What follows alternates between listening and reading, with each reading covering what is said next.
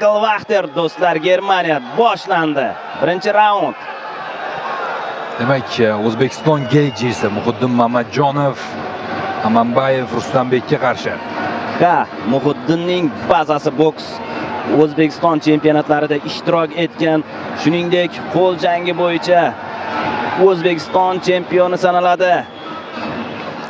Professional rekordi 8 ta g'alaba, 1 mag'lubiyat va 1 durang.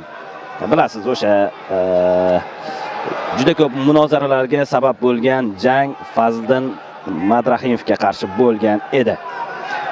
Yosh farqi 6 yoshni tashkil qilar ekan, Muhiddin Mamatjonov 34 yoshda.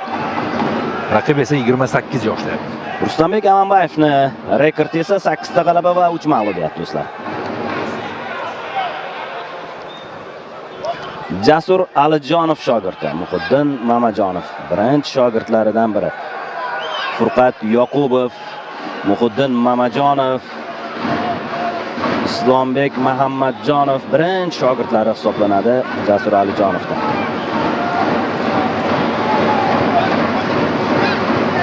Hozircha o'sha shaxmat o'yini ketyapti, ya'ni o'rganish, ikkala jangchi ham bir-birlarini o'rganishmoqda.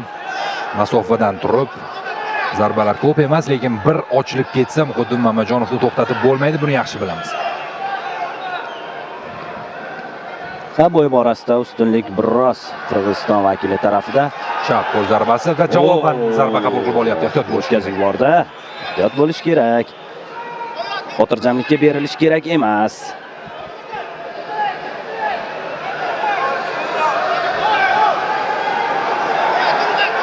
Low kick.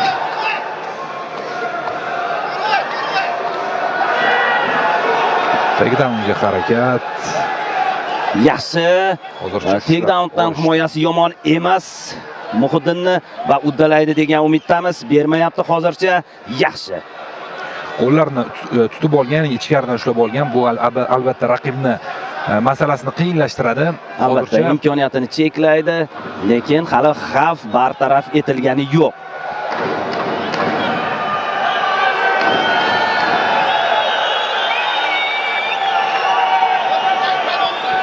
Raqibning harakati cheklangan.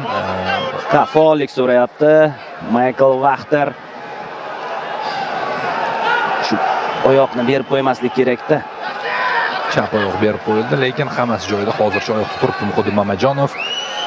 Albatta Fazliddin Madrahimovdek kurashchi bilan jang qilgandan keyin menimcha anchagina kurash tomonlama tajriba ortgani aniq Muhiddinda.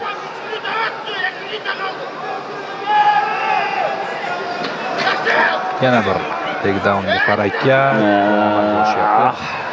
Takedown amalga oshdi, turib keta oladi. Ishonamiz Muhiddin. Nazarimda Fazliddin Madrahimov Hardcore ligasi 2 vazn toifasi chempioni bo'lgan. Menimcha Qirg'iziston vakilini kurashi unikidan kuchliroqmi degan fikrdaman. Ko'rish kerak endi. To'g'risi bu qirg'izistonlik jangchi men uchun unchalik ham tanish emas, lekin Fazliddinni bilaman, kurash bazasi yaxshi. Yomon emas.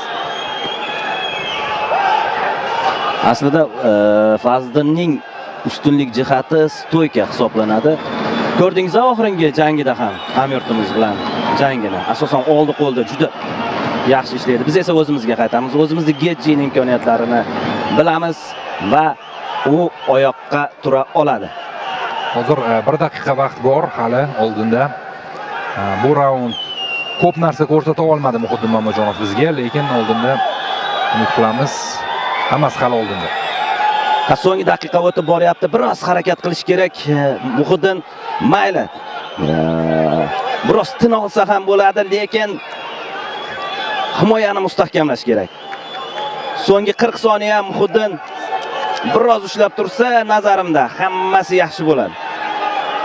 Hozir katta kuch sarflab bu vaziyatdan chiqib ketish. Demak, Michael Wachter aralashdi. Baribir. Vaqt kam bo'lsa ham, lekin ushbu so'nggi 20 soniya biz uchun ishlashi mumkin. Middle kick.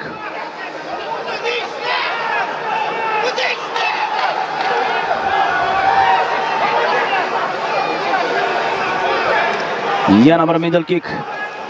yaxshi Qo'lga zarba. tomonidan yo'llangan zarba aniq bo'ldi va shu pallada birinchi raund o'z poyoniga yetdi. To'xtatib qolishga majbur bo'ldi. Demak, ikkinchi raund Muhiddin, ikkinchi raundda yanada mazmunliroq jang kutamiz.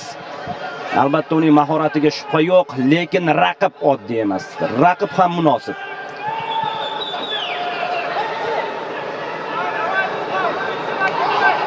Jeb Markazda jang davom etmoqda. low kick.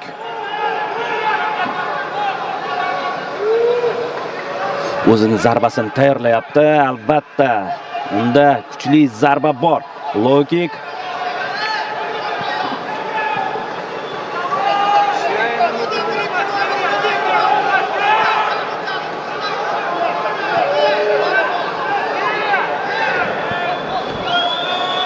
Amanbayev ham albatta raqibini o'rgangan va unga munosib taktika tanlaganligi aniq. Birinchi raundda ko'rdik.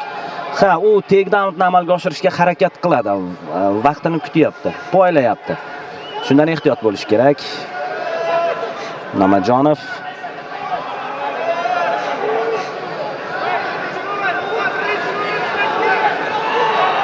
o'ng qo'l to'g'ri yo'llangan jeb zarbasi.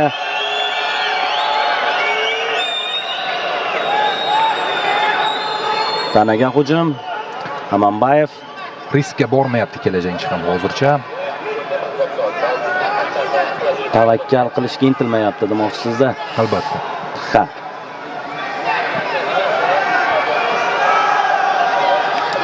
Low kick. Oldinga o'tdi Amanbayev. Ikkilik zarbasini ko'rdik undan. Qarama-qarshi zarbalar, lekin mo'ljalga yetib borgani yo'q. Tanaga aniq Mamajonov navbatdagisi